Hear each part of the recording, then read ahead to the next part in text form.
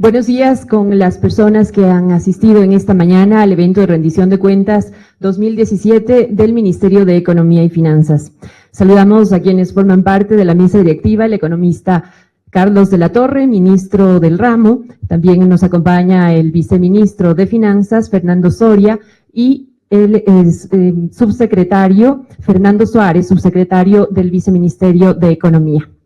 De igual manera, saludamos a las autoridades que han asistido a esta convocatoria, a medios de comunicación y también al público en general. Al momento nos encontramos transmitiendo este evento vía internet, vía redes sociales, a través de nuestra página web, también en Facebook, en Twitter, y de igual manera hacemos una transmisión paralela en las ciudades de Cuenca y Guayaquil. Es un evento, en este auditorio hay normas de seguridad, por lo que en caso de emergencia tenemos dos puertas a los costados derecho e izquierdo de donde nos encontramos para que puedan hacer uso de ellas si así es necesario. Empezamos dando inicio a este evento con las sagradas notas del himno nacional.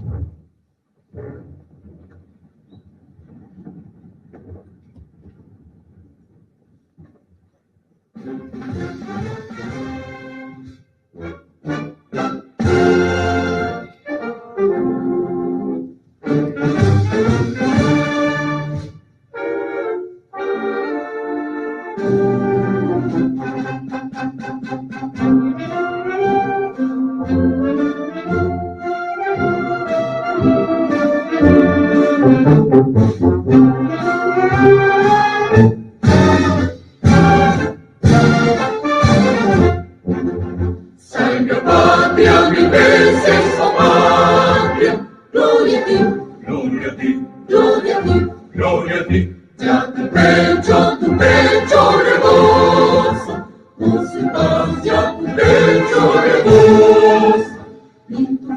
En tu frente radiosa, más que el sol contemplamos lucir.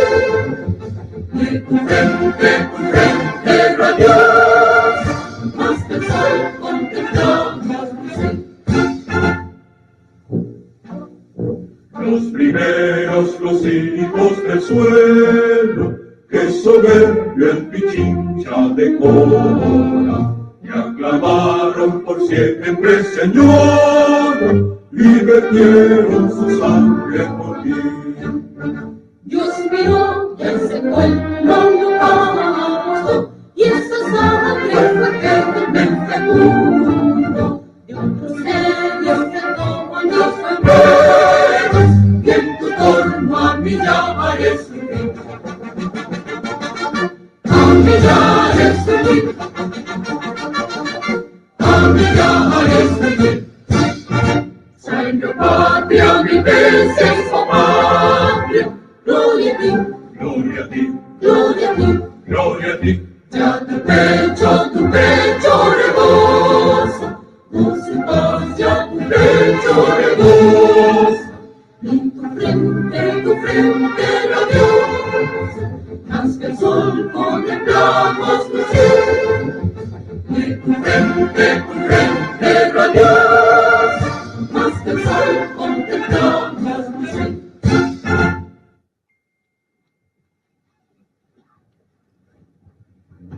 Durante el año 2017, el Ministerio de Economía y Finanzas alcanzó muchas de sus metas. Vamos a reflejar en el siguiente video una parte de las mismas.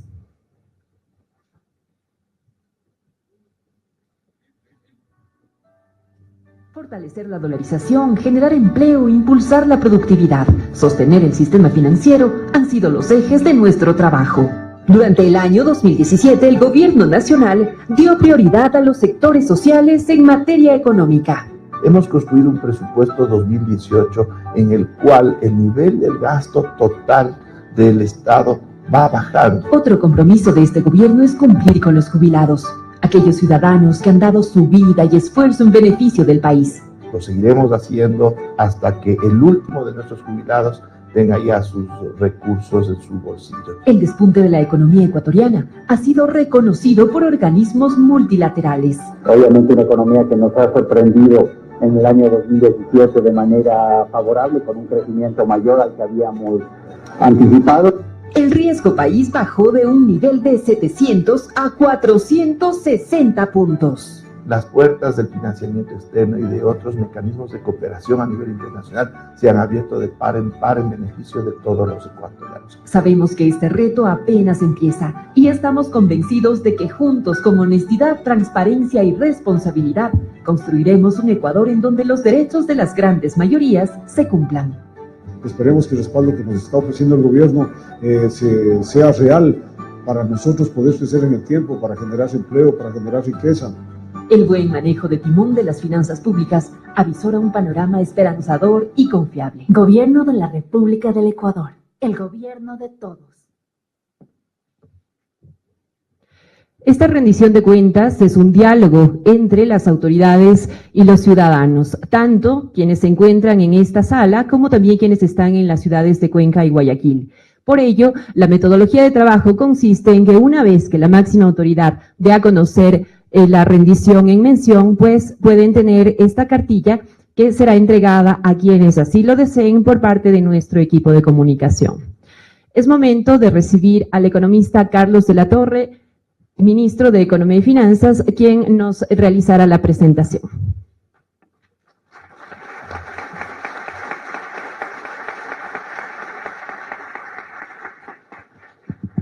Muy buenos días con todas y todos, sean bienvenidos a este espacio que, si bien existe una disposición normativa para que sea realizado por las diferentes entidades públicas, es también un espacio muy adecuado para poder transmitir ciertos elementos que son importantes, que sean conocidos, en virtud de que vivimos un ambiente que es muy complejo, desarrollamos una gestión que es compleja y en ese ejercicio muchas veces la información no refleja lo que en realidad sucede, lo que en realidad se hace. Así que quiero aprovechar precisamente este espacio, su presencia aquí, para poder ir haciendo una revisión tanto de la situación en la que estamos como de las acciones concretas que se han llevado a cabo desde esta cartera de Estado como la rectora tanto de la política económica como del manejo fiscal en la economía ecuatoriana. Así que desde una perspectiva metodológica,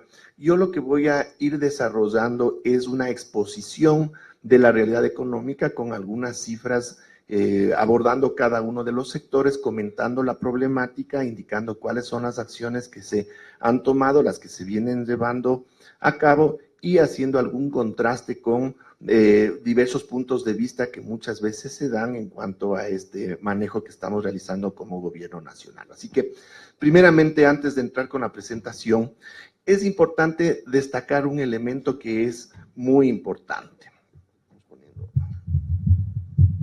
Vamos a ponerle, por favor, ya en modo presentación. Creo que a mí mismo me... Ay. Podemos ponerle, por favor, que se proyecte la... Bueno, hasta que nos ayuden con las láminas. Se dice muchas veces en los medios de comunicación que no hay programa económico, ¿ya? Inclusive se ha establecido, no sé desde dónde, bajo qué criterio, que la consulta iba a constituir un hito en términos de la temporalidad en las acciones políticas y económicas del gobierno nacional, como que la consulta es la que marcó un antes y un después y ahora es cuando tendríamos que lanzar un programa económico. Eso es totalmente falso. Eso responde a una lógica quizás de desmerecimiento de lo que se ha hecho, de lo que se ha planteado, porque una economía manejada seriamente no puede andar por el camino correcto si detrás no hay un programa económico sólido y bien definido. Y de hecho lo hay. Sino que muchas veces se quiere negar esa existencia de ese programa económico. Asimismo, esta idea de lanzar un programa económico como un anuncio puntual en un momento dado, parece ser que es un concepto de los ecuatorianos, quizás hasta de algunos países latinoamericanos. Yo invito a que ustedes vayan y revisen los programas económicos de otros países si es que existe una publicación, si es que existe un documento detallado que los indique. No es así. Los programas económicos se manejan desde una perspectiva primeramente dinámica, porque la economía va moviéndose día a día, las circunstancias van cambiando día a día, y lo que existen son objetivos muy claros que se persiguen, grandes objetivos nacionales, en nuestro caso, grandes objetivos sociales, al ser humano por encima de todo, ¿ya?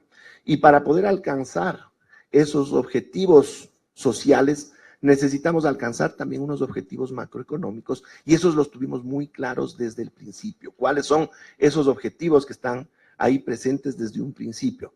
Número uno, tenemos que trabajar muy fuerte para fortalecer la dolarización en el Ecuador. Eso está clarísimo. ¿Por qué?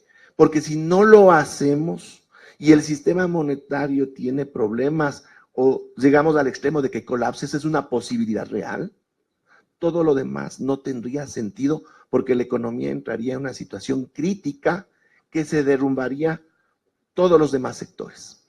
Ese ha sido un objetivo clarísimo que se lo planteó desde el primer día, y muchas de las acciones que vamos llevando a cabo y que no necesariamente son conocidas por el público porque es el trabajo diario de las entidades del sector económico, apuntan para ir fortaleciendo nuestro sistema monetario. Segundo, para nosotros está claro el problema fiscal.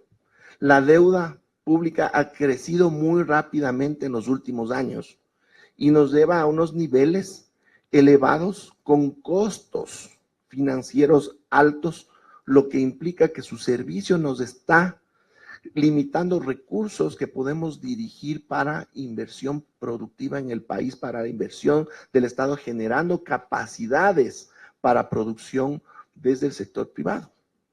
Y ese es otro de los espacios en los que nosotros hemos planteado los objetivos. ¿Qué es lo que ha sucedido en los últimos años, en la última década?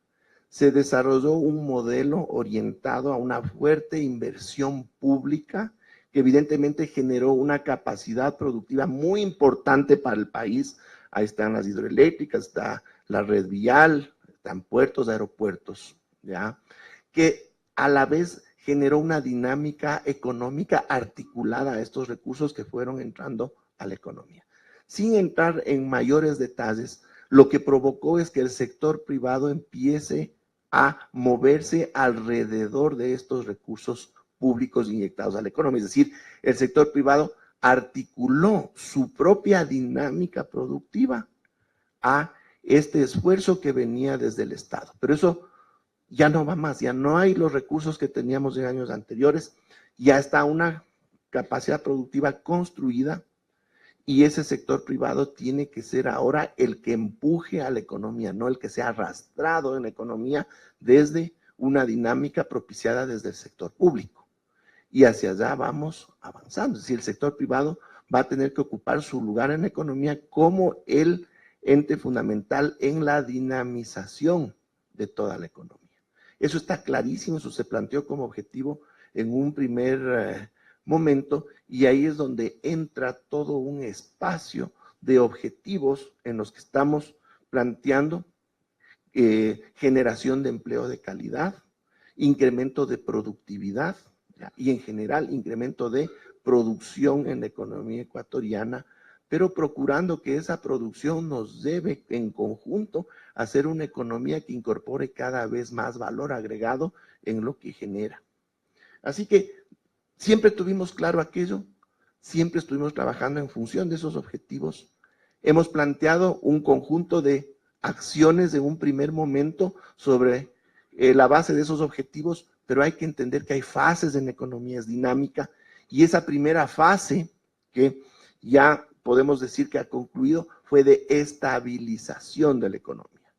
Nosotros recibimos una economía que en su último año, en el 2016, presentó claramente una recesión. El Producto Interno Bruto cayó en menos 1.6%, esa es una realidad. Recibimos una economía en la que el déficit fiscal iba incrementándose año a año. Esa es una realidad. Y tenemos que ir corrigiendo todos estos elementos, pero fundamentalmente manteniendo o mejorando los niveles de bienestar de los ecuatorianos. Y ahí es donde viene podríamos decir, estos puntos de vista diferentes de lo que estamos haciendo frente a lo que muchas veces se habla, se dice, en medios de comunicación de lo que sería un plan económico, y yo decía, es propio de los ecuatorianos. ¿Por qué? Porque llegaban momentos de crisis, las autoridades económicas de turno tenían que ir a buscar a los multilaterales a que nos digan qué hacer, nos entregaban una receta, se aplicaba la receta y a eso llamábamos el programa económico. Esa no es la situación actual. No estamos en una situación crítica para que tengamos que basarnos en un recetario concreto que pretende resolver los problemas del un día al otro. Y por otra parte hay que entender que la economía o la dirección que uno tiene que darle a la economía es como dirigir el rumbo de un gran transatlántico. Para poder cambiar esa dirección hay que dar giros de timón con mucho cuidado, si no se nos vuelque el transatlántico. No se puede cambiar de la noche a la mañana. Si no, miremos qué pasó con esos famosos programas económicos de los años 80 y 90 que supuestamente iban a solucionar los problemas de la economía ecuatoriana. Nunca lo solucionaron, tan es así que el año 99 colapsó hasta nuestro sistema monetario. Entonces, desde esta perspectiva, desde este contraste que les estoy planteando, vamos a hacer una revisión rápida de qué es lo que ha sucedido en nuestra economía en los últimos años y cómo frente a esa realidad nosotros hemos ido actuando, ¿ya?, con consistencia, con seriedad, con responsabilidad, entendiendo cuál es la problemática y entendiendo también cuáles son nuestros objetivos fundamentales, que en última instancia somos nosotros, los ecuatorianos, las personas. Entonces, bueno, aquí está el marco legal en el que se inscribe este ejercicio, pero vamos viendo primeramente al sector externo. ¿Qué es lo que ha sucedido en los últimos años? Ustedes pueden ver aquí unas barras que nos indican la balanza comercial petrolera y la balanza comercial no petrolera separadas, y el resultado de las dos juntas, que es la balanza comercial total. Esto es lo que nos dice cómo se da nuestra relación comercial con el resto del mundo, un factor importante en términos no solo de los recursos que en general entran a las economías, sino de manera puntual en términos de que estamos en una economía dolarizada. Y este es otro tema que quiero de alguna manera subrayar y que es tremendamente importante. Muchos de los análisis que se hacen de la economía ecuatoriana, de las acciones que nosotros tomamos, se los evalúa o se los plantea desde una teoría económica, inclusive podríamos decir que ya ha sido superada hace tiempos, pero una teoría económica que se construyó para poder entender e interpretar economías con moneda propia. Así que no podemos hacer ningún análisis adecuado sobre la base de una teoría que no corresponde con la realidad. Y en el caso ecuatoriano es clarísimo respecto de la dolarización, pero también respecto de otros elementos que sí pueden estar presentes en economías con moneda propia. Y hay hasta un cuestionamiento ya que se va profundizando a nivel internacional frente a cierto enfoque teórico de la economía, lo que se ha llamado el enfoque ortodoxo de la economía. Ya en Europa principalmente desde hace varios años, unas 2 o 3 décadas, se ha trabajado mucho en otra visión que algunos les llaman la economía heterodoxa, los franceses dicen la economía de la realidad. ¿Por qué? Porque se basa en hechos reales, puede contrastarse con la realidad y, aunque ustedes no lo crean, utiliza muchos de los instrumentos y de las herramientas de la teoría ortodoxa, pero desde una perspectiva diferente. Entonces, en ese sentido, yo lo que quiero poner sobre la mesa es el hecho de que estamos trabajando en una economía que es atípica y es única, no puede compararse con otras economías y no puede evaluarse desde un marco teórico que no corresponde a una economía que no tiene moneda propia. En ese sentido, los flujos con el exterior son tremendamente importantes. ¿Por qué? Porque esta economía necesita de los dólares contantes y sonantes para que funcione casa adentro. Y una de las principales vías para que entren esos dólares es el comercio exterior, ¿ya? Si bien hay otros espacios que el análisis nos llevaría más tiempo, en el comercio exterior, ¿qué es lo que vemos? ¿Quién está sosteniendo la dolarización? Las exportaciones petroleras. El Estado es el que está trayendo divisas, mientras que el sector privado está sacando las divisas. Si a esto sumásemos otros elementos de lo que se llama la balanza de pagos, se corroboraría esta situación, ya que los grandes flujos de divisas hacia adentro de la economía en los últimos años, además de las exportaciones petroleras a cargo del Estado, vienen de la mano del endeudamiento público. Entonces, ¿cuál es la realidad en términos del sector externo? Es el Estado el que está logrando que se sostenga la dolarización en términos de que es el que trae las divisas, mientras que el sector privado es el que está en términos netos sacando las divisas. Y eso es algo fundamental y que tiene que corregirse si es que estamos hablando de esta lógica de que el sector privado va a ser el que dinamice la economía ecuatoriana, tendrá que ser también el que traiga las divisas para que opere el sistema monetario. Así que es un elemento muy importante y en ese sentido, primero teniendo conciencia de aquello, estamos trabajando muy fuertemente desde varias aristas. En lo fiscal que corresponde a esta cartera de Estado, estamos trabajando en lo que se llama el déficit gemelo o paralelo, que es el déficit fiscal. El déficit fiscal va de la mano del déficit externo. Es como que si tenemos nosotros un negocio cualquiera en el que compramos más de lo que vendemos, tenemos un déficit hacia afuera. Pero ¿eso qué es lo que implica? Que hacia adentro tengamos problemas financieros y si queremos que el negocio continúe tenemos que pedir deuda cada vez más y más y más y más y el negocio funciona a pérdida, pero porque tiene la deuda sigue funcionando. Eso es lo que nos pasa como país. Entonces, aquí estoy indicando un punto importante que tiene una relación también con el manejo fiscal y del cual nosotros somos muy conscientes y trabajamos en ese sentido. Pero hay otro elemento desde la perspectiva externa que es también propio de la economía ecuatoriana dolarizada y que tiene que entenderse a cabalidad. La economía ecuatoriana funciona en algunas partes como que si tuviera moneda propia y justo en las que no nos conviene. Y una de ellas es en cuanto a cómo operan las reservas internacionales del Banco Central del Ecuador. Todo pago al exterior público y privado de esta economía necesariamente pasa por el Banco Central del Ecuador y eso implica que necesariamente todo pago al exterior en el sistema de cuentas entre los bancos en que van debitándose de sus depósitos para poder realizar los pagos al exterior, estos pagos al exterior terminan agotando nuestras reservas internacionales. Cada importación que se realiza implica que esos dólares a la larga terminan saliendo de las reservas internacionales. Así que desde esta perspectiva, el nivel de las reservas internacionales es tremendamente importante porque hacia afuera nos garantiza la disponibilidad de los recursos que permiten los pagos que tiene la economía con el exterior.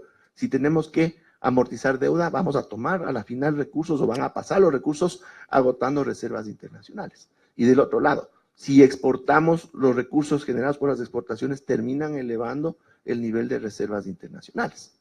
Eso en una economía con moneda propia es clarísimo, pero no tiene la incidencia ni la complejidad que en una economía dolarizada. ¿Por qué? Porque hasta ahí llega esa dinámica, porque la dinámica monetaria interna se la maneja con moneda local, la nuestra no. Esos dólares se articulan con la dinámica monetaria local y su forma de articularse es donde está otro de los riesgos para la dolarización, que es la demanda de dinero físico, señores.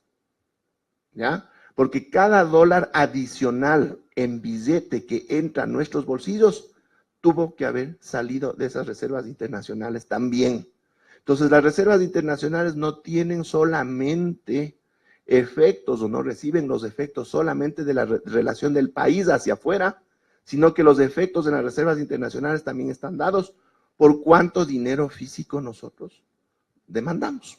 Y en ese sentido, este gráfico lo que nos está mostrando es cómo el dinero físico, que es la línea de color azul que ya voy a indicar aquí, ¿ya? A lo largo de los años crece, tiene una pendiente creciente, ¿ya? Pero el nivel de las reservas internacionales, ¿ya?, se mantiene en una trayectoria relativamente constante en el largo plazo. ¿Eso qué quiere decir? Que las reservas internacionales no están creciendo en términos de cómo crece la demanda de dinero físico en la economía, porque la economía crece, cada vez los ecuatorianos somos más, tenemos más recursos y vamos demandando más dinero físico. Eso es un problema que también ha tenido que ser abordado, y ya vamos a ver más adelante con algún detalle qué es lo que está operando en términos monetarios. Entonces, con esta problemática, es evidente que hay que tomar acciones directamente en el sector externo, ¿ya? Las hemos estudiado algunas, las hemos implementado otras. Ahí está, por ejemplo, lo que se ha trabajado, y aquí si bien no es ámbito exclusivo del Ministerio de Economía y Finanzas, pero como rectores de la política económica somos actores muy importantes en la definición de esas políticas. Está todo lo que tiene que ver con la lucha contra el contrabando, por ejemplo, porque es un canal de salida de divisas que no le dejan ningún rédito al país porque están evadiendo impuestos.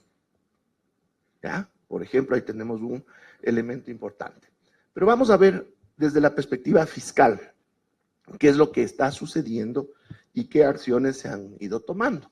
¿Ya? Como yo les decía, tenemos un problema de endeudamiento. Eso es lo que es visible para las personas, ¿ya? Pero ese problema de la deuda, que aquí podemos mirar lo que se llama deuda pública consolidada, no voy a entrar en el detalle de qué es deuda consolidada, si es la que cuenta, la que no cuenta. Luego voy a hacer una exposición muy rápida del total de obligaciones del Estado para que se vea que si bien esta es una parte, esta parte también es muy decidora de qué es lo que está sucediendo. ¿Qué es lo que ha pasado en los últimos años? ¿Qué es lo que les comentaba? La deuda pública consolidada crece muy rápidamente. Y ustedes saben que tenemos el límite legal del 40%, que no podemos pasarnos a menos que se realicen algunas acciones con la Asamblea Nacional, que ya implica una circunstancia de orden político que puede ser compleja, ¿ya? Pero ¿por qué crece la deuda? Es evidente, porque hay un déficit que también está creciendo. Estamos gastando más de los ingresos que recibimos como país, en este caso, ingresos fiscales, ¿ya? ¿Y qué es lo que nos toca hacer en ese sentido? Si queremos frenar esa trayectoria ascendente del endeudamiento público, tenemos que frenar la trayectoria descendente de los déficits que año a año se han ido incrementando, ¿ya? Como ustedes pueden ver, ¿ya? Aquí tenemos esta trayectoria ya del déficit que corresponde al presupuesto general del Estado, que es una partecita, y lo que corresponde a todo el Estado ecuatoriano, que es el déficit del sector público no financiero, o su resultado global, en este caso negativo. Aquí está la línea del cero, y cuando es negativo es un déficit. Entonces, ¿qué es lo que tenemos? Una trayectoria hacia abajo en ambos casos desde hace algunos años. ¿Ya? Entonces, ¿qué acciones desde lo fiscal nos ha tocado implementar? Aquellas que nos permitan evitar este descenso y en la medida de lo posible iniciar ya una fase de ascenso, ¿ya? Entonces, desde esa perspectiva se han tomado acciones muy concretas. Voy a mencionar una, ya que se trabajó, obviamente, fue impulsada desde la presidencia, pero se trabajó también en este ministerio, que fue el decreto de austeridad que ya está vigente desde hace algunos meses, que le genera un ahorro que podría estar en unos 300 millones de dólares al año a la caja fiscal. Entonces es importante entender que hemos tomado medidas en ese sentido. Hemos sido muy estrictos en la asignación de los recursos, ¿ya? Mientras que por otra parte también hemos sido responsables en esa asignación de recursos en términos de que enfrentamos también muchos atrasos que venían de años anteriores y hemos tratado de buscar un equilibrio, controlar los recursos, ya, fundamentalmente mantener niveles de caja, pero del otro lado ir cubriendo atrasos fundamentalmente de GATS pequeños y de proveedores pequeños. Ya voy a explicar más adelante cuando entremos al sector real qué efectos tuvo esa política interna. Y como ven, estoy mencionando algunos elementos de la acción que hemos hecho que no tienen que estar anotados de un programa económico, sino que son del día a día. Vamos mirando cómo se van dando las cosas, pero tenemos el objetivo muy claro. Ese déficit fiscal tiene que ir cerrándose año a año, pero no puede cerrarse de forma abrupta, aplicándose ningún esquema de estos que a veces se nos plantea que tienen un origen en una teoría y también en lo que promueven ciertos organismos multilaterales. Y aquí viene la explicación de cuáles son las restricciones para poder cerrar ese déficit. A ver, primeramente lo que hemos podido lograr hasta ahora, que nos ha permitido ya frenar la caída del déficit, implica que también hemos reducido en gran medida gasto público. Pero ¿qué gasto es el que hemos podido reducir? Es el gasto en inversión, lo que es inversión pública. ¿Por qué? Porque ya no estamos destinando los recursos que antes se destinaba para la construcción de las grandes obras de infraestructura, porque ya están ahí, ya se construyeron. Entonces ya no estamos utilizando esos recursos o en esos volúmenes para inversión pública y eso nos permite reducir esa inversión. Pero esa reducción de la inversión pública tiene que realizarse con muchísimo cuidado. No es cuestión de recortar y punto. ¿Por qué? Porque en economía se conoce de un efecto que se llama el efecto multiplicador. Cada dólar que se invierte desde el Estado genera a su vez una actividad económica puntual. El momento en que estamos invirtiendo en un proyecto hidroeléctrico, ¿ya? Se está contratando a trabajadores de la construcción que a su vez demandan bienes y servicios y se genera una cadena de actividad económica gracias a esa inversión pública. Si nosotros recortamos de más o mal, estamos cortando estas cadenas que se generan alrededor de este proyecto de inversión y lo que estamos es nosotros mismos poniéndole un freno al crecimiento de la economía. ¿Y la economía cómo la recibimos?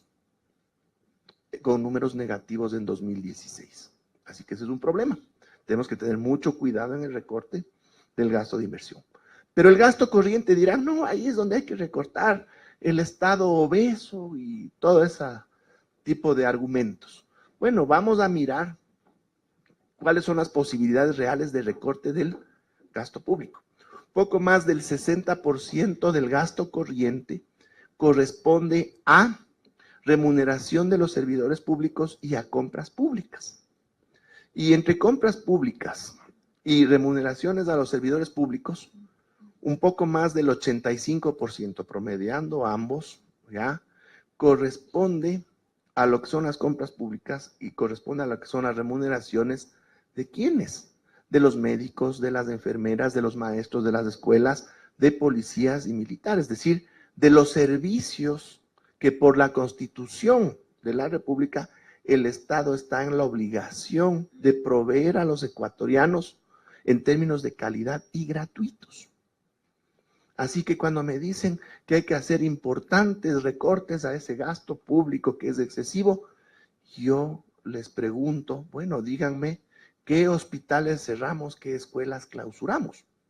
Así que el espacio de recorte no es mucho. Evidentemente hay espacios de optimización y estamos trabajando en ese sentido.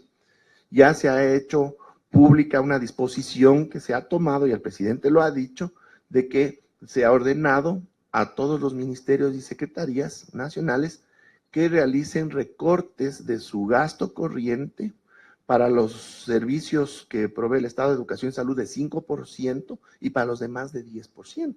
¿Por qué? Porque somos conscientes de que se puede hacer un esfuerzo adicional en términos de optimizar esos recursos sin dejar de dar las prestaciones que por otro lado tenemos que entender que crecen año a año.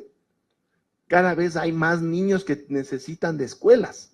Cada vez la población es más grande y necesita de más hospitales. Así que cuando nos dicen hay que reducir el gasto corriente, no es tan fácil. ¿Por qué? Porque van creciendo las necesidades y ustedes saben que incluso ahora la cobertura de estos servicios no es la que nosotros quisiéramos. Y en la calidad también hay que hacer mucho todavía y eso demanda recursos y demandará cada año más recursos. Entonces, frente a estas limitaciones hay espacios en los que se puede trabajar, pero hay que irlo haciendo de a poco y con cuidado, porque de lo contrario, como les decía, podemos nosotros estar oponiendo el freno a la propia economía o estaríamos afectando la prestación de los servicios públicos que está amparada en la Constitución de la República, que es un derecho de todos los ecuatorianos. Así que en esa medida nosotros trabajamos siempre con el cuidado del caso, ¿ya? Y en definitiva, en términos informativos, porque ha sido también un elemento de cuestionamiento que se ha querido cuestionar, ¿ya? El manejo de las cifras en términos del endeudamiento público y lo que sería el total de obligaciones que mantiene el Estado ecuatoriano. Entonces, simplemente lo que nosotros trabajamos es con subdivisiones, con tramos que tienen diferentes lógicas y, por tanto, a veces tenemos la necesidad de registrarlos por separado. Entonces, básicamente, un corte que nosotros tenemos a cierre del 2017 de todito el Estado ecuatoriano. ¿Qué quiere decir eso? De todas las entidades adscritas al presupuesto general del Estado, más todas las demás que no corresponden al presupuesto general del Estado y empresas públicas, ¿qué es lo que nosotros tenemos? Tenemos un total de obligaciones de un poquito más de 66,000 millones de dólares. Este es corte a diciembre. El presidente ha hecho públicas cifras, pero que ya incluyen el endeudamiento de los 3,000 millones que se realizó en enero, entonces ya con esos 3,000 estaríamos subiendo a los 69,000 millones. Cuando hablo de pasivos y contingentes, estoy indicando que se ha hecho un ejercicio también de transparentación de pasivos que todavía no lo son por diversas razones, pero que hay una alta probabilidad de que se conviertan ya en pasivos reales. En ese sentido, estoy hablándoles de juicios que tenemos especialmente de empresas petroleras internacionales, que en el marco de los laudos arbitrales que puedan suscitarse, nosotros tendríamos que pagarles recursos. Eso significa que se convertirían en deudas. Está ahí también la deuda con el IES. Ya ustedes saben que estamos calibrando las cifras para fines de marzo. Tendríamos ya un dato consolidado y acordado entre las diversas entidades, es decir, el IES, Ministerio de Economía y Finanzas, y el Ministerio de Salud como el tercero, que desde la perspectiva técnica validará esas cifras. Entonces nosotros en ese ejercicio de transparencia hemos incluido también estos contingentes. Así que están los 66,000 millones de dólares, ¿ya? Y los pasivos totales son estos 60,000, quitado los contingentes, ¿ya? Pero dentro de esos pasivos totales existen deudas de las empresas públicas, ¿ya? Principalmente, y también existe lo que se llama la deuda agregada, que incluye las obligaciones que tienen las propias entidades públicas entre ellas. Y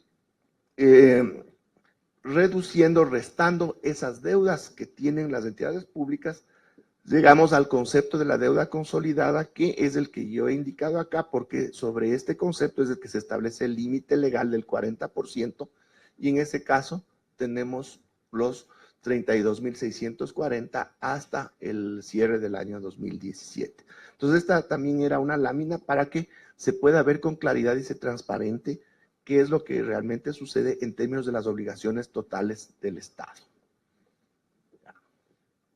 Bueno, hay otro elemento que le hemos incluido en la parte fiscal que es tremendamente importante y sobre el cual se ha trabajado mucho, prácticamente desde el primer día.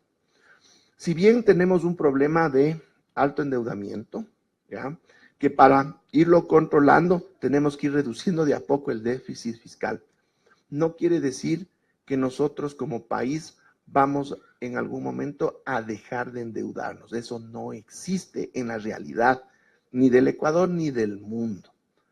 Todos los estados del mundo, bueno, no todos, hay unas excepciones, por ahí estuve revisando, Vanuatu, alguna islita caribeña, no tienen deuda pública, ¿ya? Pero porque dependen o son colonias, tienen alguna relación con economías más grandes. Pero toda economía y todo estado siempre necesitará de financiamiento para poder operar.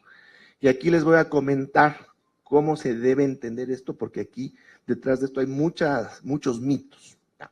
Si nosotros analizamos una economía desde la perspectiva institucional, es decir, quienes participamos en la economía, podemos identificar a tres grandes grupos. Un gran grupo que somos las personas, que se las llama muchas veces en las estadísticas oficiales los hogares, ¿ya? Tenemos otro gran grupo que tiene otras funciones en la economía, que son las empresas, ¿ya? Y tenemos otro gran actor en las economías que se llama el Estado, ¿ya? Los hogares, ¿ya? O sea, las personas trabajamos día a día y podemos generar un ahorro a partir de las remuneraciones que recibimos. Las empresas, ¿para qué están en la vida? Además de para producir, para generar utilidades, pueden generar un ahorro. ¿Ya? Pero el Estado, ¿para qué está en la vida? Para servir a los hogares y a las empresas. Y su actividad en la economía no es una actividad que le genere saldos positivos, más bien todo lo contrario. Así que en las economías del mundo, ¿quiénes ahorramos? Los hogares y las empresas. Y a través de otras empresas que se llaman bancos, que es el sistema financiero, podemos trasladar ese ahorro a la institución que en cambio siempre es deficitaria, que se llama el Estado. Así es como funciona. Así que cuando decimos que China nos ha prestado dinero, no es que es del gobierno chino. Podrá haber algún crédito de gobierno a gobierno, pero en realidad son bancos o instituciones financieras que han captado ahorro de otros, que serán personas y serán empresas, y que nos trasladan esos recursos y que esta operación se asienta en tal o cual país. Así que tenemos que entender esa realidad. ¿Ya? Pero, ¿qué es lo que implica esto? Que si todos los países del mundo, todos los estados del mundo van a requerir de financiamiento, y que eso se puede comprobar, ustedes pueden ver desde 1830 a la fecha, la evolución en valores absolutos de la deuda del Ecuador siempre ha ido para arriba, excepto dos momentos en que cayó un poquitico. Cuando se aplicó el plan Brady en 1994, porque eso sí implicó una reducción de la deuda, porque para eso era el plan Brady. Y en el año 2000, cuando se canjearon los bonos Brady por los bonos Global, porque estábamos en tal situación de desastre que las condiciones tan graves nos llevaron a que tengamos que hacer una operación de deuda que sí implicó una pequeña caída de deuda. Bueno, también el año 2008 hay una chiquitica por el tema de la recompra de un pequeño tramo. Bueno, pero de ahí en el largo plazo, la deuda de nuestro país, como de todos los países del mundo, crece en valor absoluto. Pero no es la deuda en valor absoluto la que cuenta, es la deuda en términos relativos, porque la deuda se supone que tiene que servir para que el Estado provea de condiciones productivas a la economía. Si la producción crece más rápido que la deuda, quiere decir que la economía va a disponer de los recursos para pagar sin problema la deuda, y de eso se trata. Mientras nosotros podamos pagar sin que la deuda sea una complicación, no genera inconvenientes, y así es como trabajan todas las economías del mundo. Eso es lo que se llama la sostenibilidad fiscal de largo plazo. No quiere decir que no nos vamos a endeudar. ¿Ya? Pero cuando estamos en una situación compleja, esa deuda crece muy rápido, crece más rápido que la producción, y ahí es cuando entramos en problemas, y eso es lo que tenemos que corregir. ¿Cómo se corrige? Ya les he explicado. Por el lado fiscal, tratando de reducir gastos, tratando de incrementar ingresos, pero también por el lado productivo. Se tiene que procurar que la producción crezca cada vez más rápido, y eso coadyuva a resolver el peso que tiene la deuda en una economía para que ésta sea pagada. Por eso les decía que yo tengo que buscar un equilibrio, que a veces es difícil de encontrarlo, en términos de los recortes que yo puedo hacer, también de las fuentes adicionales de ingresos que puedo buscar, porque también los incrementos de impuestos pueden afectar la actividad económica, porque al tratar de reducir gastos e incrementar ingresos, puedo ponerle el freno a la producción. Y lo que a mí me interesa es que la producción también crezca. Así que tiene que entenderse eso súper bien. Pero ¿qué es lo que pasa ya desde la perspectiva externa? Como les decía, siempre vamos a necesitar de financiamiento, siempre. Pero este financiamiento también tiene que ser en las mejores condiciones posibles. ¿Ya? Y resulta que por circunstancias históricas, ya que vienen desde hace más de 100 años, los inversionistas extranjeros, es decir, quienes nos pueden prestar los recursos a los países, necesitan de información sintética que les permita evaluar el riesgo que implica colocar sus recursos en nuestras economías. Y para ello, ya hay varias entidades financieras internacionales que tienen como servicio lo que se llama la calificación de riesgo, ¿ya? Y una muy famosa, ¿ya? Que se llama JP Morgan, ¿ya?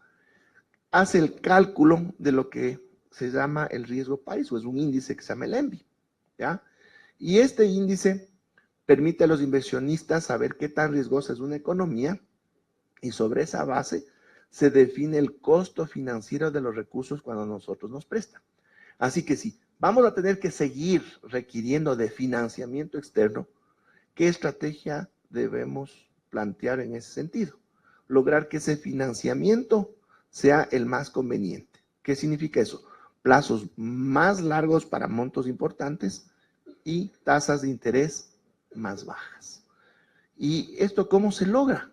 Informando a la comunidad internacional no tanto de la situación de nuestra economía, sino de cómo le estamos enfrentando, de cómo le estamos manejando, ¿ya? Y eso evidentemente coadyuva frente a también otras circunstancias de orden económico, como es el precio del barril del petróleo, que es cierto que influye notablemente en el riesgo país del Ecuador, pero estos otros elementos coadyuvan a que ese riesgo país suba o baje. Así que nosotros nos hemos embarcado ya en un trabajo ya permanente de mejorar la relación con los multilaterales, ¿ya?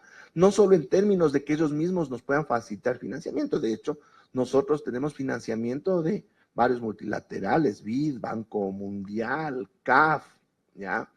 Sino que estas entidades a su vez retransmiten esa información a los mercados financieros internacionales y si es que se genera ya un diálogo en el que hay transparencia, en el que hay confianza, créanme que esa información es también manejada de mejor forma y eso evidentemente incide en una reducción de ese riesgo país. Eso significa muchas mejores condiciones para el acceso a financiamiento externo y eso es lo que nosotros hemos procurado en este último año. Como ustedes ven, hemos logrado bajar de niveles que estuvieron.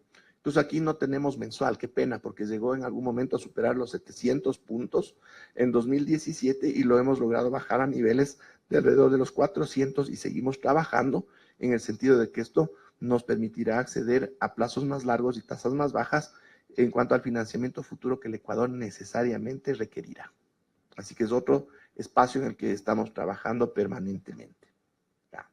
Bueno, en términos generales, como les decía, dentro de ese equilibrio en tratar de reducir gastos por un lado e incrementar ingresos por otro sin parar la producción, tenemos que incorporar otra variable adicional. No podemos descuidar para nada, ¿ya?, los recursos que se dirigen al gasto social. Nunca podemos descuidar eso porque, como les decía al principio, el objetivo fundamental son las personas, el bienestar de los ecuatorianos.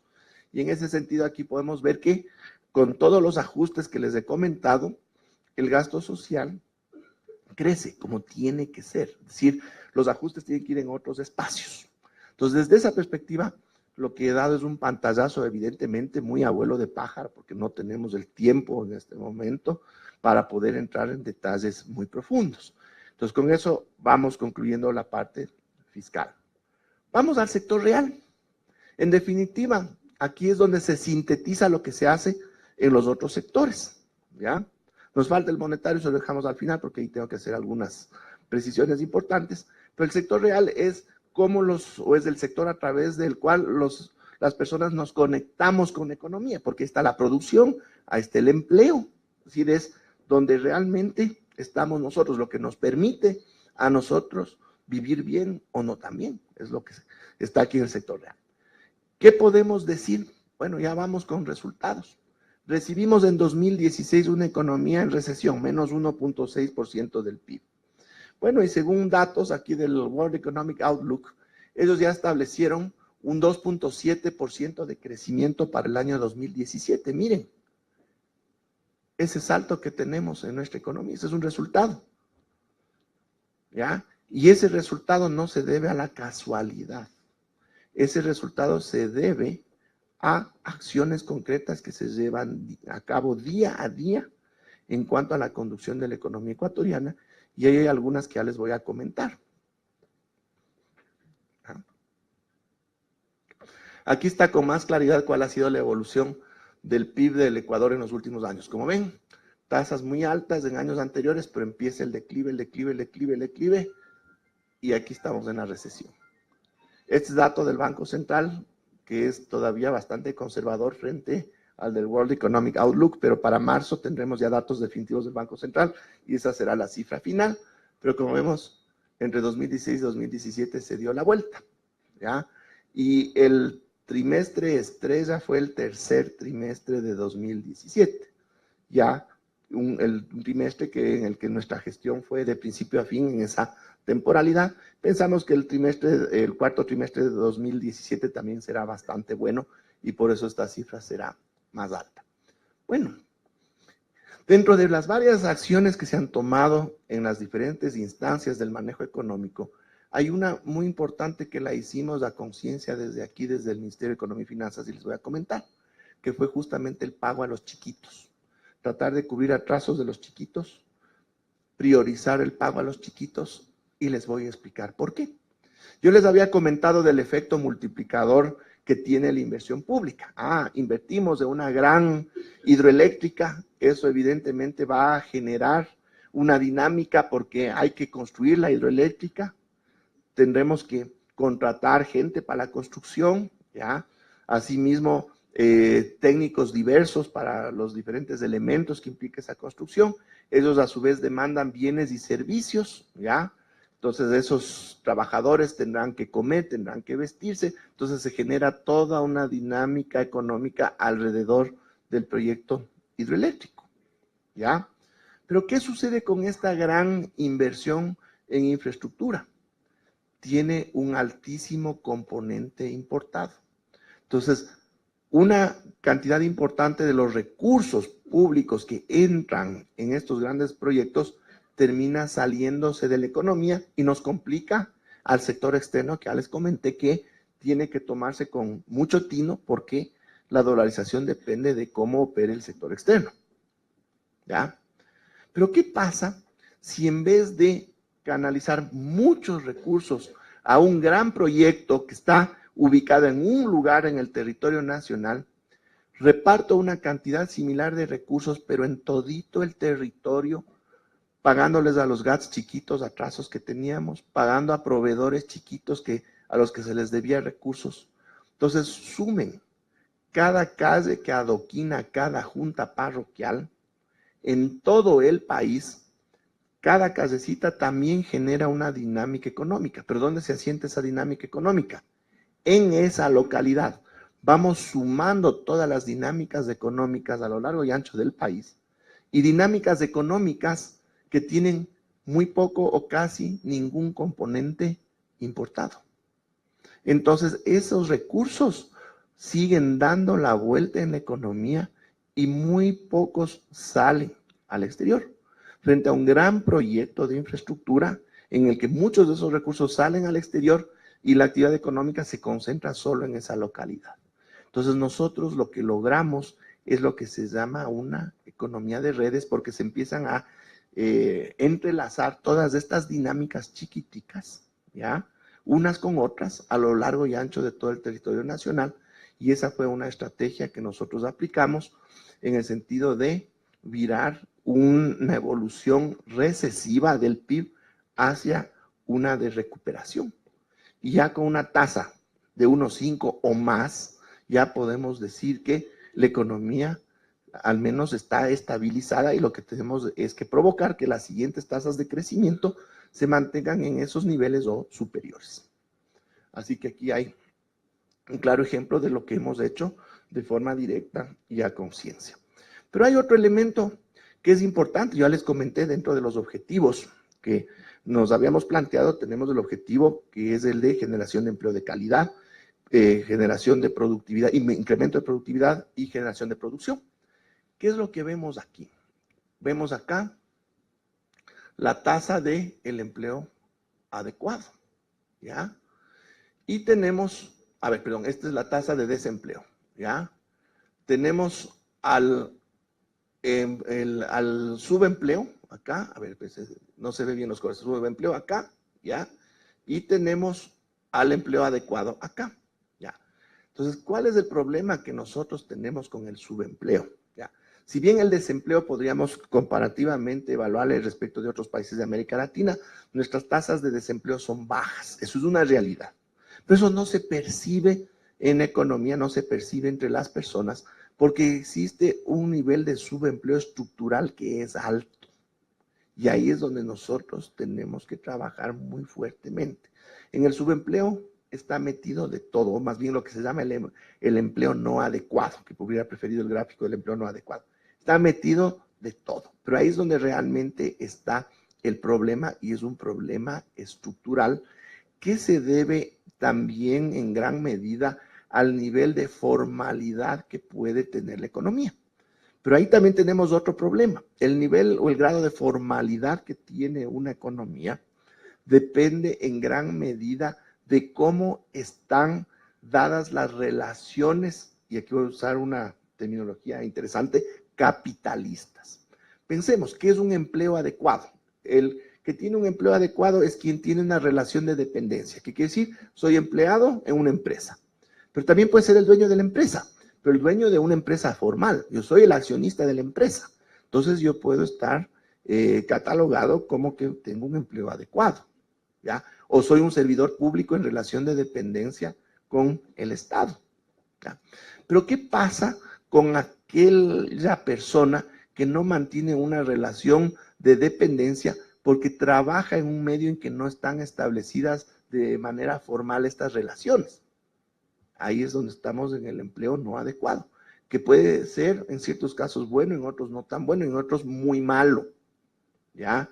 Entonces, en definitiva, aquí tenemos esta situación, es decir, hay elementos que llevan a que se genere una restricción de tipo estructural sobre la cual tenemos que trabajar, y ahí también hay mucha tarea por realizarse y estamos trabajando en ello, y en los próximos días ya haremos públicas algunas acciones muy concretas en ese sentido. El Estado ecuatoriano, el gobierno nacional, va a plantear algunos programas dirigidos a impulsar fundamentalmente el empleo de los más jóvenes y que no son aquellos que tienen la capacitación para ser contratados fácilmente. Eso implicará desde la perspectiva fiscal eventualmente algún sacrificio fiscal, pero con el resultado positivo en términos de que se podrá de alguna manera atacar un problema estructural, al menos siendo este un primer paso en ese sentido. Bueno,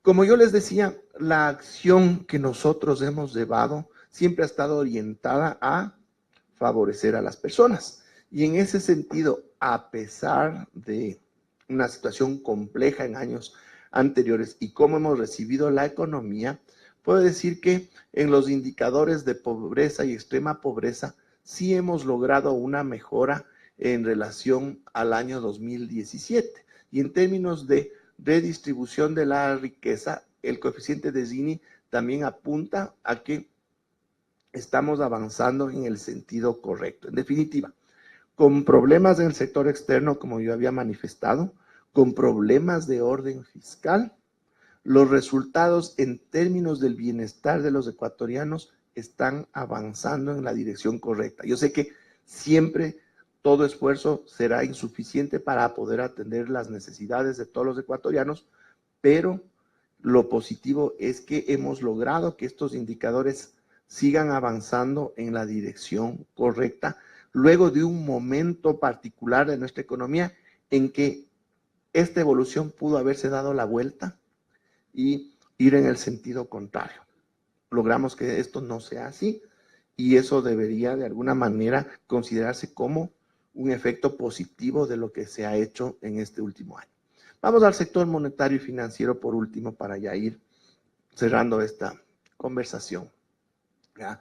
Y aquí podemos reflejar con mayor detalle el problema que yo les indicaba, que tiene una relación muy directa con el sector externo. No es solo la problemática del sector externo que puede afectar a la dinámica monetaria interna por el hecho de que estamos dolarizados, sino también la demanda de dinero físico, ¿ya? Y como ustedes ven, esta es la cantidad de dinero total de la economía ecuatoriana, lo que se llama el M2 entre los expertos, es la liquidez total de la economía. Como ven, crece, crece, crece, solo en 2015, producto de la caída de los precios del petróleo, de la situación crítica de nuestra economía, baja un poco, pero vuelve a crecer, ¿ya?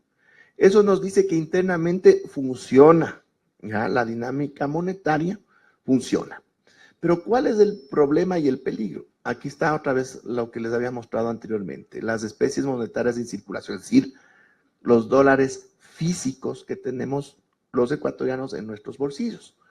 Van creciendo, si bien en el gráfico no es muy clara esta evolución en términos de las pendientes, pero cuando hacemos los numeritos, en 2010 la proporción de las especies monetarias en circulación frente a la liquidez total era de 20.5.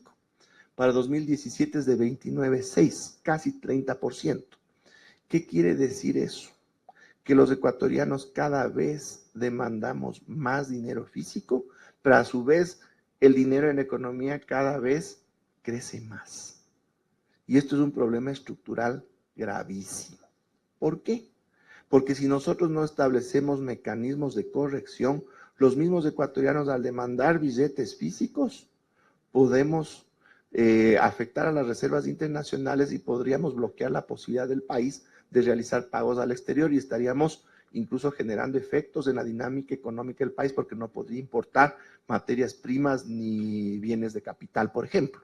Así que esto es un elemento muy grave que podría afectar a la economía ecuatoriana. En ese sentido, ¿qué hemos hecho? ¿Ya? Como entidad que coordina al sector económico, nosotros hemos trabajado de la mano del Banco Central del Ecuador para primero mirar la posibilidad y luego ya se hizo realidad el traslado de la operación de lo que se llamó dinero electrónico, que es uno de los diferentes medios de pago electrónicos al sistema financiero nacional, es decir, a la banca privada más las cooperativas de ahorro y crédito principalmente, ¿ya? ¿Por qué? Porque a nosotros lo que nos interesa es justamente que se impulse desde quienes pueden hacerlo bien el uso de medios de pago electrónicos, porque estos vienen a sustituir a esa demanda de dinero físico y nos permitirían atenuar esas presiones sobre las reservas internacionales. Curiosamente, en el Ecuador, con todas estas características que le impone la dolarización, curiosamente en el Ecuador evidenciamos un fenómeno que no se da en otros países. A los ecuatorianos nos gusta el dinero físico, cuando no debería ser así, justo por lo que estamos dolarizados. En este caso, esta relación de casi 30% que les estoy comentando, ¿ya? En otros países de América Latina no llegan ni al 10%, en nuestros países vecinos, y en los países desarrollados no llegan ni al 5%, ¿ya? En los países de la Unión Europea, en Francia, Alemania, esa relación no llega ni al 3%, es decir, de todo el dinero que circula en la economía, ¿ya? Solo el 3% es en billetes, ¿ya? Hay países, por ejemplo, los países escandinavos, ya ni siquiera hay cajeros automáticos, ¿ya? En las ciudades. En Estocolmo, Suecia, hay un cajero automático, que la gente no demanda dinero físico. Y nosotros, estando en dolarización, cada vez demandamos más dinero físico. Así que ahí tenemos el tema del dinero electrónico, tenemos el trabajo permanente para incentivar el uso de medios de pago electrónicos a través de diversos mecanismos, ¿ya? Y en definitiva vamos mirando otros datos en relación a cómo está la dinámica monetaria, que de todas formas nos dan tranquilidad en el sentido de que, por ejemplo, lo que es la cartera de crédito que está dando el sistema financiero nacional, si bien hubo un bajón en los años complicados, esta sigue incrementándose, es decir, no hay riesgo de ningún tipo en la operación de nuestro sistema financiero, eso es buena noticia, ¿ya? En el caso de la banca pública, igual, sino que aquí yo quiero contrastar los niveles de las cifras, ¿ya?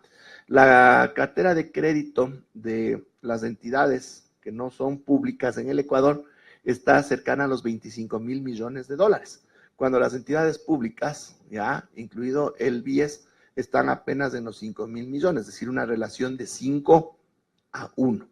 Eso, en cambio, nos está indicando que la banca pública tiene un potencial enorme para que pueda ampliar su operación y su participación en la economía ecuatoriana, y en ese sentido también estamos coordinando con las entidades financieras públicas, estamos trabajando de manera muy fuerte para que puedan ampliar de forma notable su operación.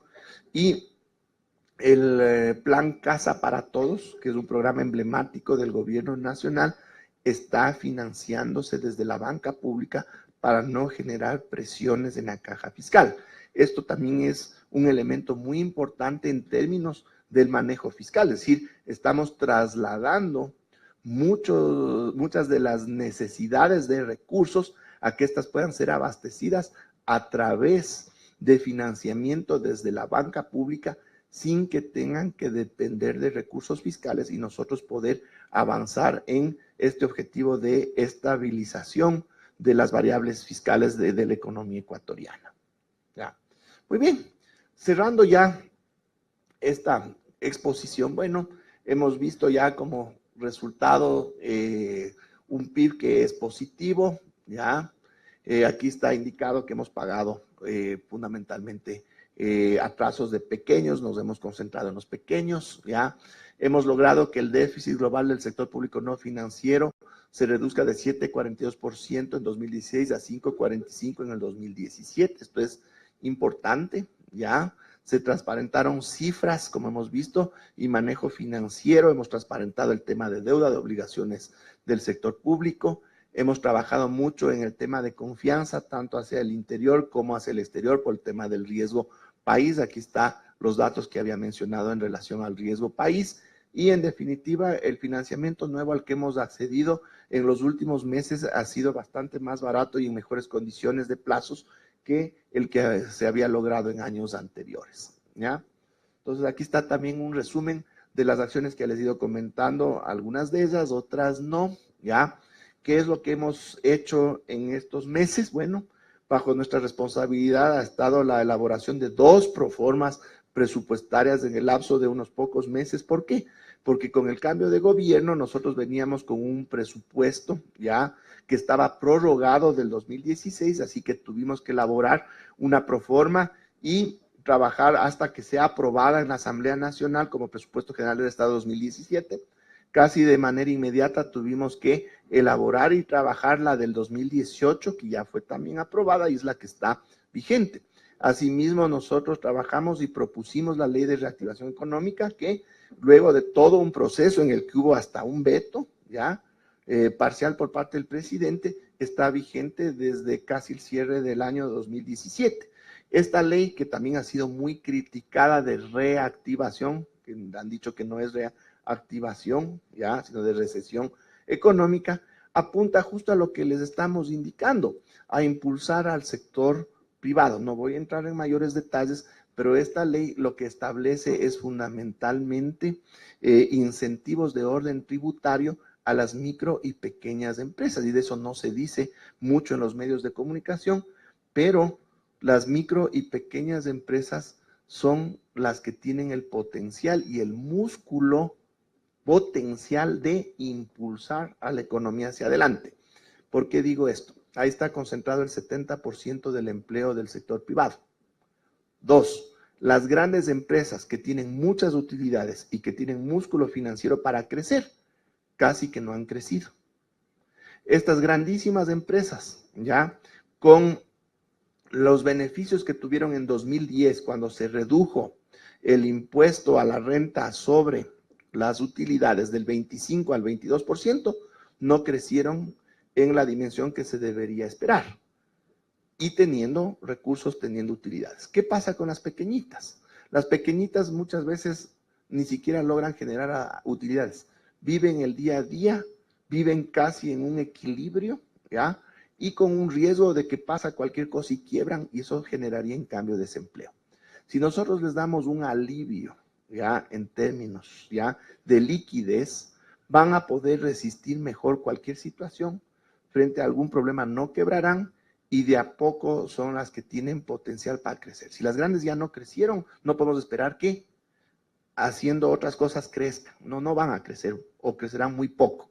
Tenemos que impulsar a las que tienen un potencial mucho mayor para crecer, y como les decía, es donde está el 70% del empleo del sector privado. Entonces, sin entrar tampoco en más detalles, La ley estaba diseñada en ese sentido sobre la base de los objetivos muy claros que nosotros tenemos y evidentemente en consistencia con lo que es un plan o un programa económico, ¿ya? Nosotros mantenemos siempre el diálogo con los diversos sectores, tanto dentro del propio Estado como con los sectores productivos. Nosotros siempre estamos abiertos a escuchar propuestas, pero que sean propuestas válidas. Ustedes fueron testigos de que se generaron espacios de diálogo, conversatorios con diversos grupos de economistas que hicieron propuestas para el manejo de la economía. Los hemos escuchado a todos, hemos tomado nota y aquello que es viable, que realmente puede tener incidencia positiva, nosotros lo hemos recogido y de a poco en las siguientes acciones que nosotros iremos desarrollando se irán incorporando aquellas que sí han sido buenas ideas. Si nosotros no estamos descartando ningún tipo de aporte, si es que este genera efectos positivos en la economía ecuatoriana. Así que con eso ya no les voy a cansar más y más bien quedo abierto a las inquietudes que puedan tener. Ya se estableció también el mecanismo. Ahora sí, David.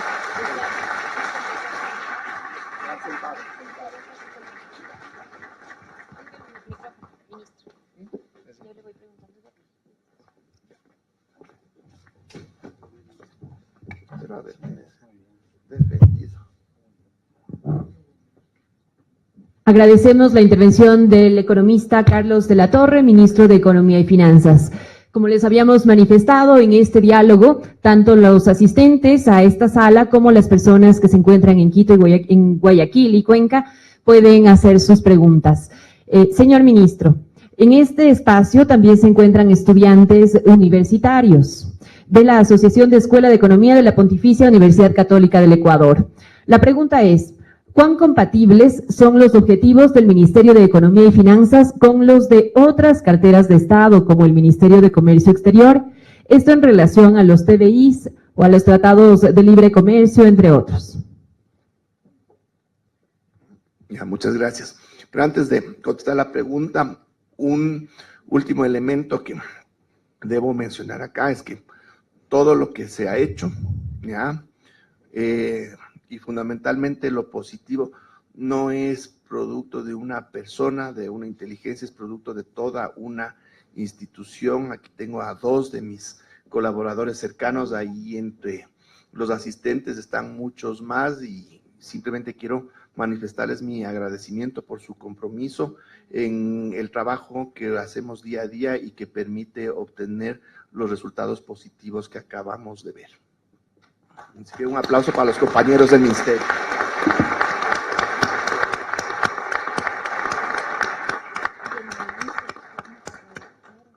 A ver, otra vez desde la perspectiva política y de los medios se quiere presentar como que hay discrepancias o diferentes enfoques desde las diversas carteras de Estado, y lo que les voy a decir que no es así. Pueden haber visiones que obedecen a la especialidad u orientación específica que tiene una cartera de Estado. En el caso nuestro, nosotros velamos por la estabilidad y nos enfocamos nuestra acción en lo que es el manejo macroeconómico, dentro del cual se inscriben diversas políticas, ya entre ellas está la política comercial, la de inversiones, pero nosotros vemos desde una perspectiva macroeconómica. Ya. Las otras carteras de Estado miran desde la perspectiva ya muy puntual de sus políticas y sus acciones concretas, que pueden ser en términos de comercio, de inversiones, que son los espacios en los que entran los TBIs, por ejemplo, y en ese sentido los conceptos fundamentales los tenemos muy bien armonizados. Ya el detalle fino es donde ya el especialista plantea los elementos concretos que evidentemente no están dentro de nuestra cancha y nosotros somos muy respetuosos. Nosotros somos conscientes de que en la realidad actual la inversión extranjera directa requiere de muchas seguridades para poder asentarse en los diversos países, y una de ellas es la existencia de los tratados bilaterales de inversiones.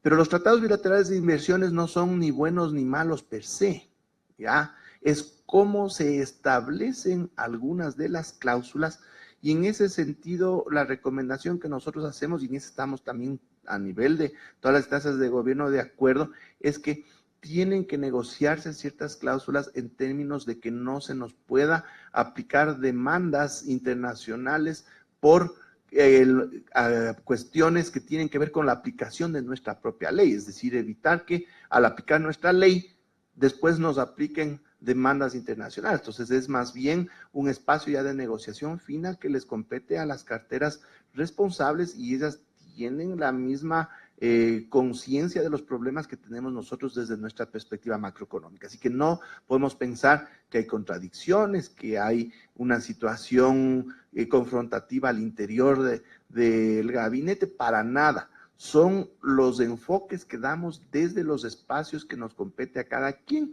y en los elementos fundamentales estamos plenamente coordinados y de acuerdo. Muchas gracias, señor ministro. La siguiente pregunta es del ciudadano Becker Montes de Oca, quien pregunta: en la visión del Ministerio de Economía y Finanzas, ¿qué rol cumple la economía popular y solidaria, y en especial las cooperativas de ahorro y crédito? Un rol sustancial. Cuando yo hablaba en general de sector privado, ¿ya? Es el gran conjunto donde está fundamentalmente la economía popular y solidaria. Y las micro y pequeñas empresas, si las haya calificado con esa denominación, que serían las micro y pequeñas unidades productivas, la mayoría, ¿dónde están? En la economía popular y solidaria. Es decir, es ahí donde está el grueso del empleo en el Ecuador, y al ser un sector tremendamente importante, los esfuerzos van dirigidos justamente a sacar adelante todo ese gran potencial. Tenemos también a las entidades financieras de la economía popular y solidaria, las cooperativas de ahorro y crédito, que retirando del análisis a los 3 bancos más grandes del Ecuador, las cooperativas vendrían a cubrir un nivel de intermediación similar a todo el resto del sistema bancario nacional. Eso implica que su importancia también en términos de intermediación de recursos financieros es fundamental. Y del trabajo diario que nosotros hacemos, ahora principalmente en términos financieros, más de la mitad del tiempo nos ocupa el espacio en el que se inscriben las cooperativas de ahorro y crédito. Eso denota la importancia que tiene este sector en nuestro trabajo, hasta por los tiempos que dedicamos a su análisis y a establecer mecanismos para ir potenciando, como les decía, este gran sector que es el que tiene por delante mucho para poder desarrollarse. Muchas gracias. ¿Cómo precautelar la economía nacional sin desatender la calidad de vida de los ecuatorianos? Es la consulta de Ivonne Astudillo Sánchez. Bueno, ese es el equilibrio al que pretendemos llegar desde el manejo económico, y un ejemplo clarísimo es el manejo fiscal. Si bien tenemos que buscar mayores ingresos, reducir gastos, ¿ya?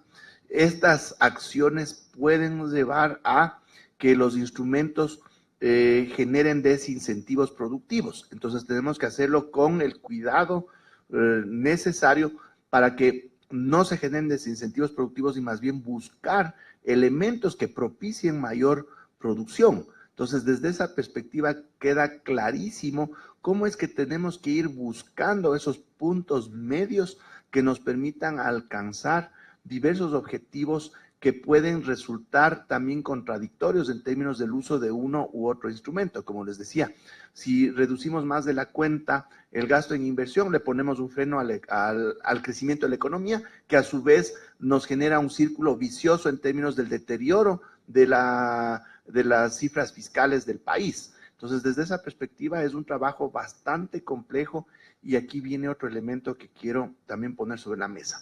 Nosotros trabajamos estableciendo acciones económicas a la medida de las necesidades del país y de las coyunturas particulares.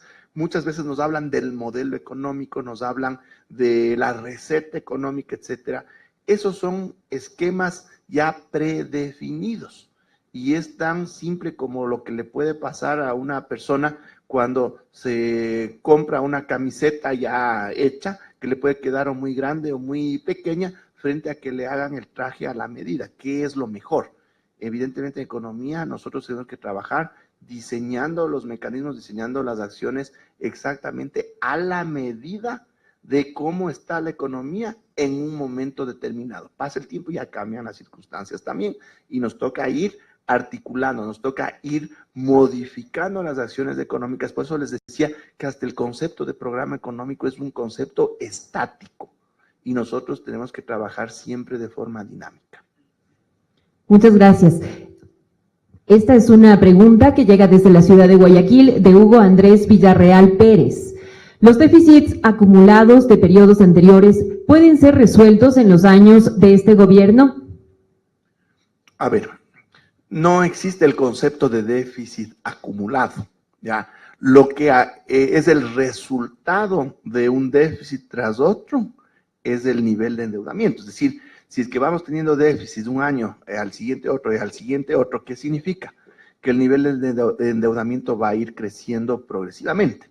Si nosotros vamos reduciendo esos déficits de un año al otro, ¿qué es lo que vamos a lograr? Que el endeudamiento adicional cada vez sea menor, y si es que la economía crece, de a poco esa relación va a ir decreciendo.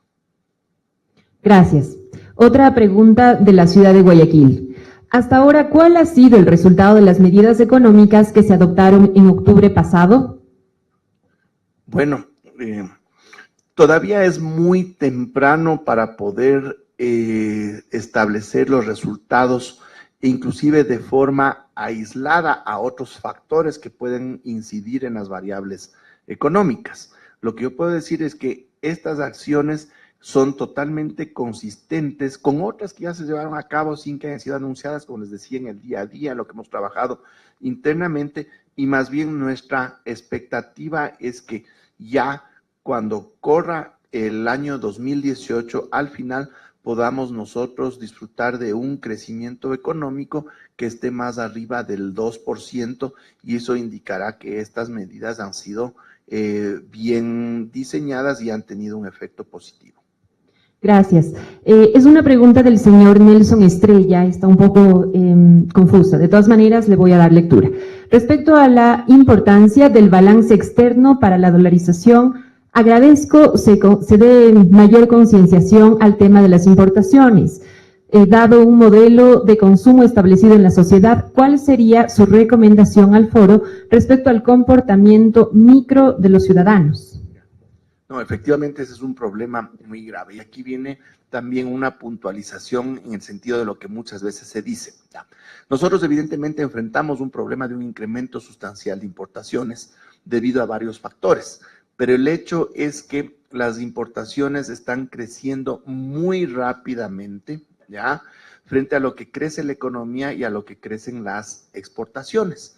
Entonces, ¿cuál es la orientación que tiene un manejo responsable, en este caso, de estas variables externas? Es el de administrar o gestionar de alguna manera o incidir de alguna manera en el comercio exterior, de tal suerte de que no es cuestión de limitar o frenar las importaciones, sino de que éstas avancen de la mano de las exportaciones. Entonces, hay varios mecanismos en ese sentido, y vamos también desde el lado positivo. El impulso a las exportaciones ayuda en gran medida porque permite que éstas crezcan cada vez más rápido, y cualquier mecanismo que pueda dirigirse más bien a que las importaciones no crezcan tan rápido ya no sería necesario, o su implementación sería muy moderada. Ese es un poco el concepto que tiene que manejarse. No es que se va a buscar restringir a rajatabla importaciones, ni mucho menos, sino modular el comercio exterior de tal suerte de que sea sostenible en el largo plazo. Repito, que las importaciones puedan marchar a un ritmo razonable en relación a lo que marchan las exportaciones y el crecimiento de la economía. Muchas gracias. Y la última pregunta es de Evelyn Tapia. Dice, ¿cuándo se presentará el Plan Económico 2018? ¿Habrá alza de impuestos o cómo van a acortar la brecha fiscal? Ok. El Plan Económico presentará el presidente de la República cuando así lo decida, y él tendrá la primicia de anunciar cuáles son las nuevas acciones. Muchísimas gracias al señor ministro, a sus autoridades que le han acompañado, a quienes han sido partícipes de esta rendición de cuentas del año 2017. Que tengan un excelente día.